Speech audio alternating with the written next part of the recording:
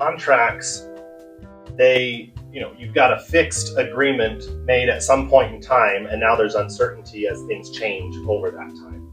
And the three types of clauses that we want to highlight today are examples of ways to account for change over that time period.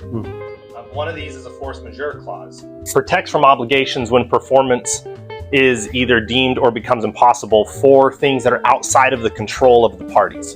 And a big example, tariffs, you'll see a lot of these drafted with respect to natural disasters and other things that are out of control of the parties. The key here is that the clause accounts for these events that come into play.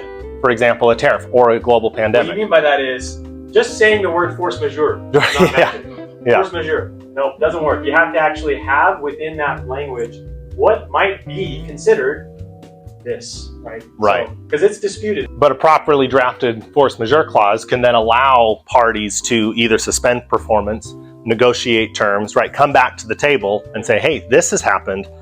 This is increasing costs. This is making our performance impossible, or whatever the case may be.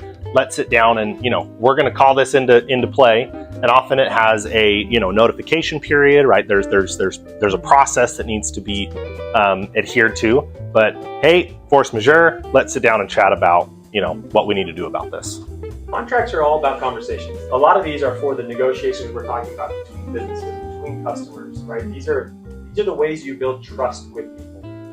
Hey, I'm here to do what's right by you. I want to help you. Guess what? There's things that can happen outside of what we can even predict. And at that time, we'll have this conversation.